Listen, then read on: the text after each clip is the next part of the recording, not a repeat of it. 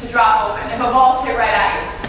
As a center, when I played center field, it was always glove side. And I would teach this for center and right.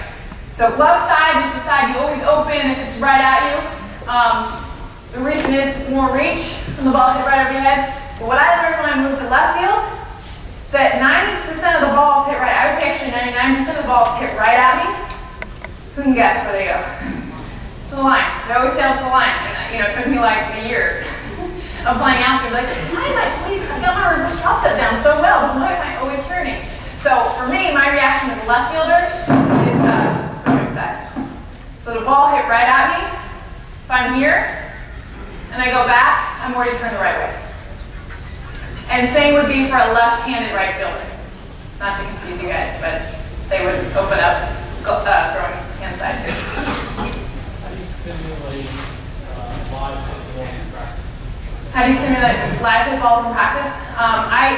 I love having VP on the field. And I don't know if that, even like front toss, like for a hitter, I love it. So I don't know how often you guys do that, but we would have our outfielders in one group. So we have hitting groups of tees, hitting live on the field, and shagging.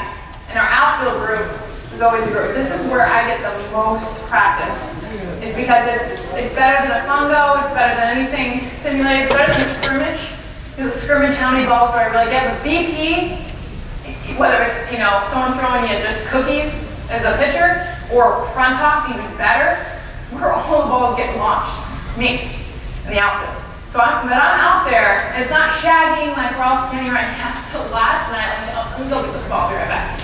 No, it's no one's talking.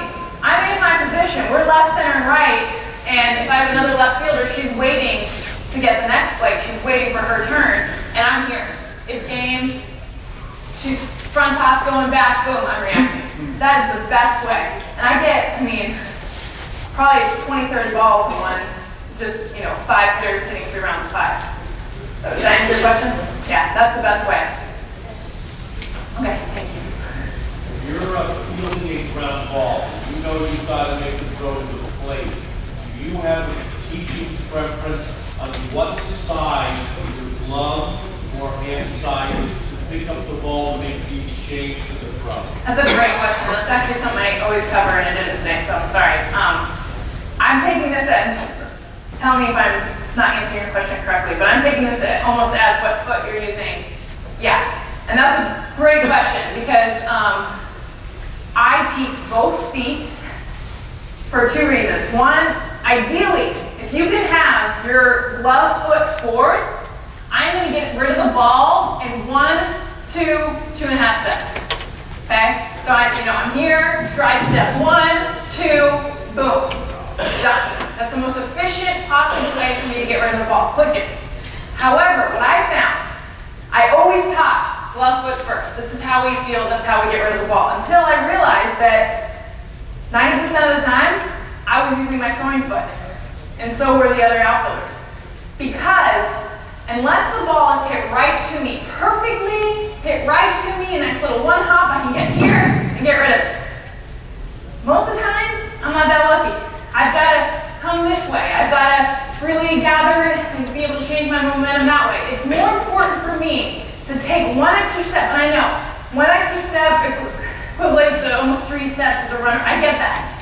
But it is more important to have 1 extra step and gather my momentum so that I'm able to make a solid, good throw into the infield instead of coming around this way, getting rid of the ball so quick that my momentum's flying this way, the ball's going that way. I can get rid of it quicker, but if it doesn't go anywhere near where I'm trying to throw it, might as well give her 10 steps or an extra base. So the answer to that question is I teach both and I explain both.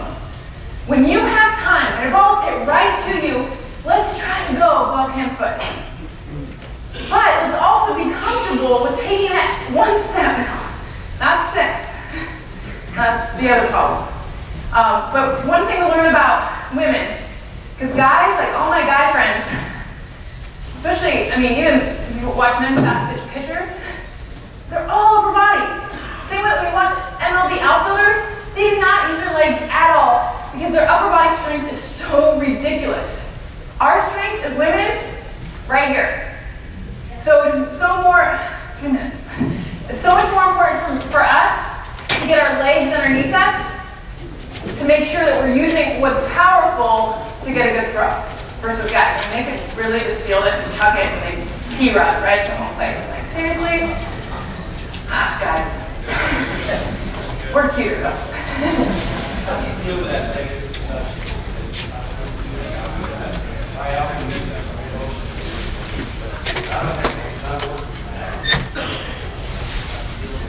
Well, tell them the outfielder is the best athletes on the field. Tell them I said that. No, I do. When I'm working with girls, especially young girls, because I think when you get to high school and travel ball, it's pretty much known that like outfielders have to be good athletes. But when you're younger, I mean, we get it. It's the clover pickers that are out there. You know, it's like, you know, if you want to try to get rid of that perception. I felt that way when I was a catcher and I got to Stanford. He's like, you're going to be our center fielder. And I was like, what? Like center field, you know, demotion, you know?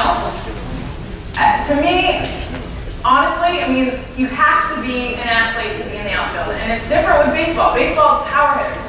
But with softball, it's such a short game that there's such an emphasis for outfielders to be agile, to be athletic, to be so many things that infielders aren't.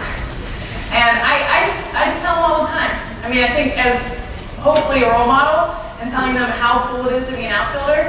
I know I can't come specifically to your team and tell them that, but I think just giving them examples of who plays the outfield.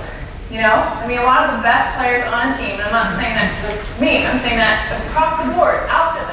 If you ever college softball, usually the best hitters are the outfielders.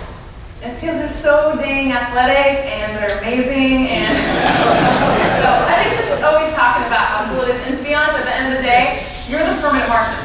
You're the one that if you're giving them attention, that tells them. I mean, my head coach at Stanford, John Rittman, was an outfielder. Guess who he worked with every day? Us. And that made me feel like we were the best athletes on the team. And that's rare. Most of the time they're working with the infielders. So that's usually what gives them, doesn't mean don't work with the infielders, but give them the love too. I just got X. Okay, well the good thing is I'm talking right after this, and if you have an outfield question, maybe after the next one I can answer it. All right? Thank you guys very much.